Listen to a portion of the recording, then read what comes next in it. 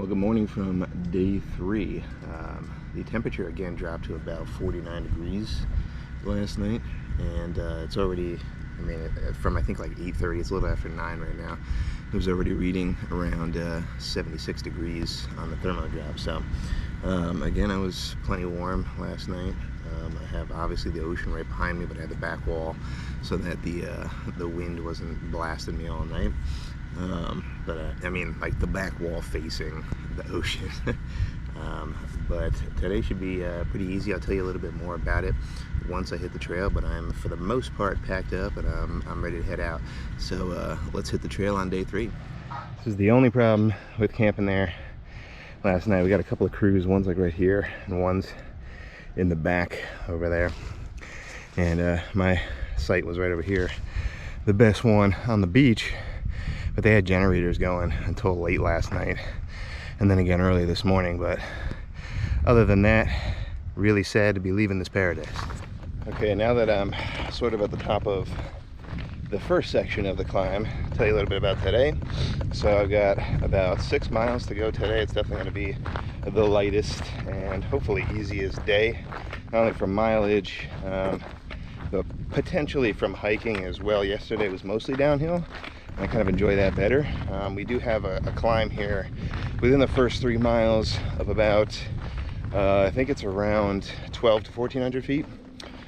That should be decently difficult, but then the last 3 should be pretty much downhill and then back down to sea level on the other side of the island, which would be the eastern facing portion of the island. I was just on the westernmost part at Lone Harbor. So today we're heading over to 2 harbors and shouldn't be as bad. Looking forward to it.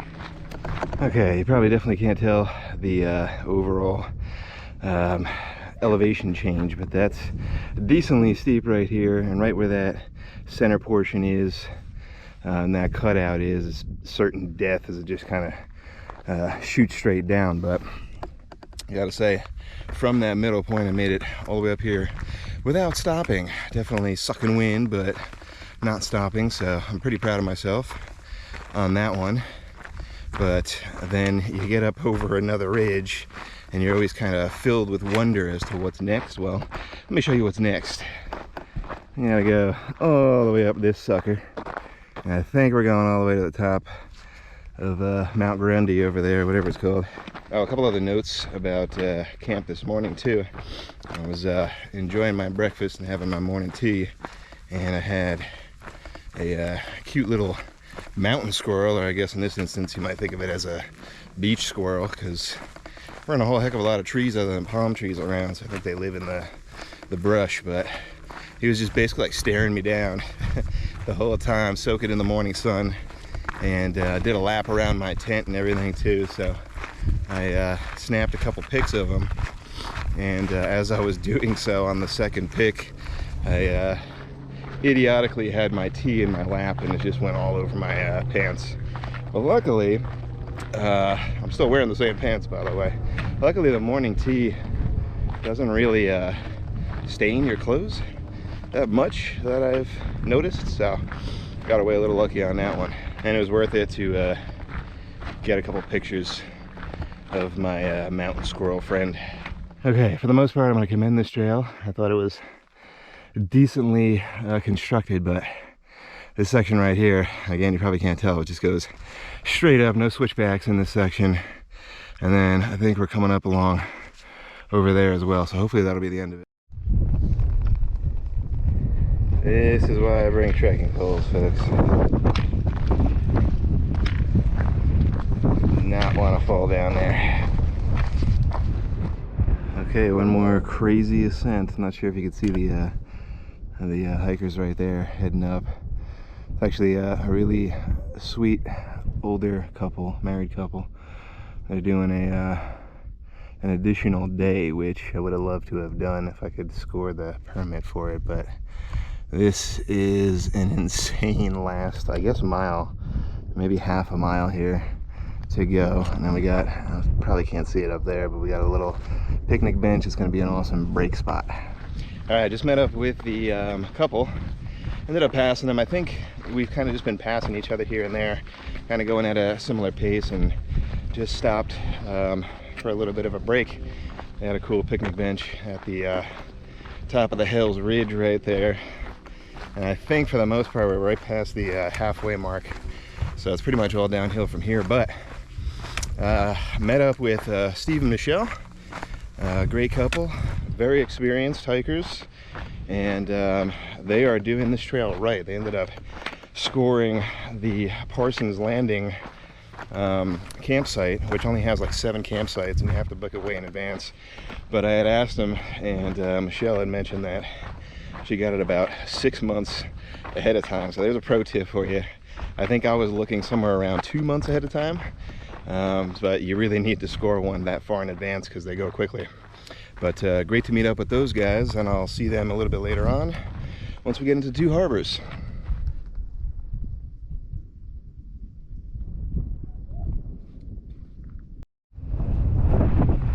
Oh, is that what they call it, Two Harbors? Okay, I see what you did there.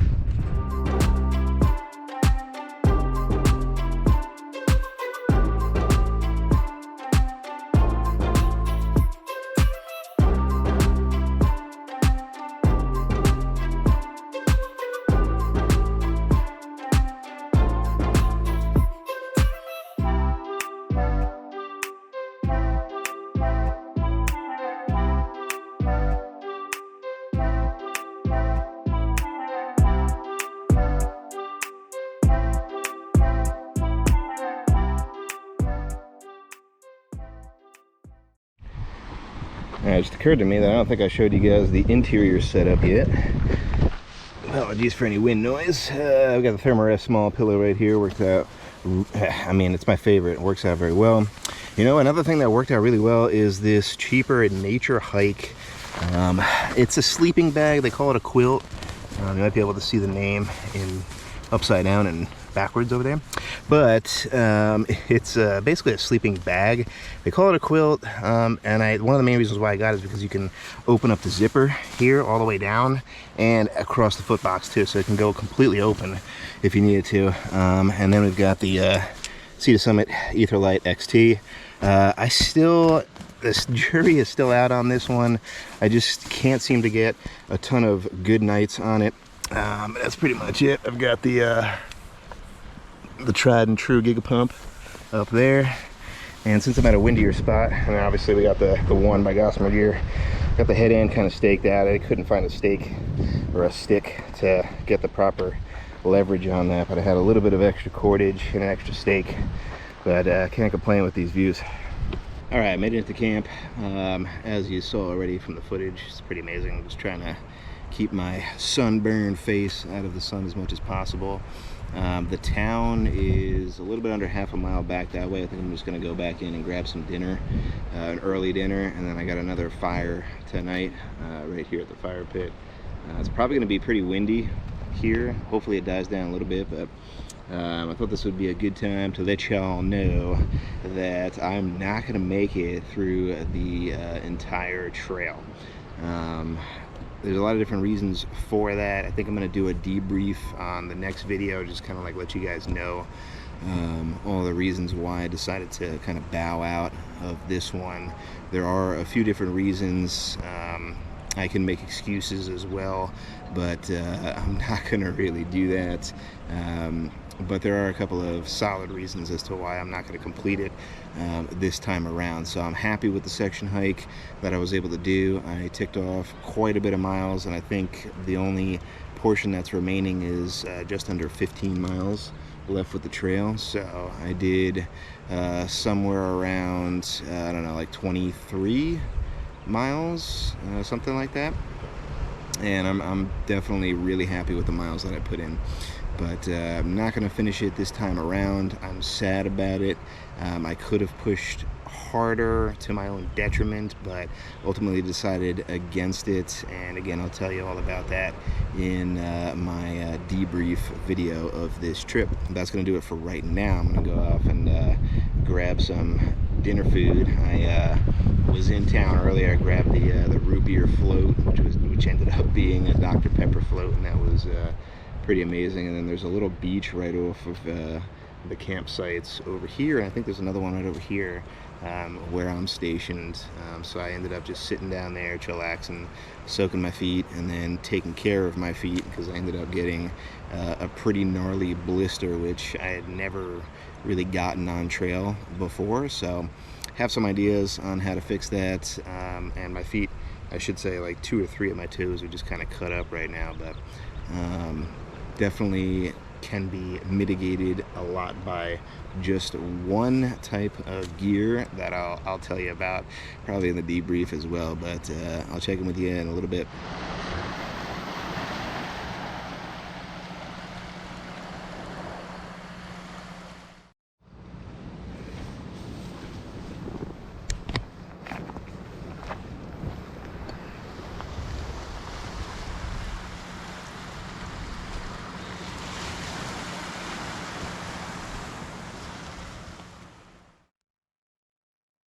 Well, good morning on day 4. Not necessarily the day that I was expecting it to be, but beautiful nonetheless. The sun still isn't up yet. It's about 7:17. It's about 61 degrees. I'm just looking at my thermal drop right now. Probably got down to about the same again last night, maybe upper 40s, low 50s. And I stayed incredibly warm. So not much to do this morning except break down camp and then head over to the harbor, which you just saw in the clip there. It's not that far. It's maybe less than half a mile to get down to the harbor. I'm just gonna grab something from the general store, a little bit of breakfast, and wait for the boat. So not as crazy of a morning as I was originally expecting, but very calm and peaceful nonetheless. The campsite here is pretty decent size. It's layered too, so it's kind of steep getting in and out, but I definitely got one of the premium spots, and the wind actually wasn't that bad, and wasn't really that much of a factor. It wasn't keeping me up all night. But thanks so much for watching this series. I'm definitely going to be back so that I can say that I finished the trail, but I had a fantastic time nonetheless. Steve, Michelle, it was great to meet you guys. Best of luck on finishing in the next couple of days. So yeah, that'll do it. Thanks so much for watching, guys. And remember, if you headed off grid, make sure you do your research and you make it a safe one. I'll see you on the next one.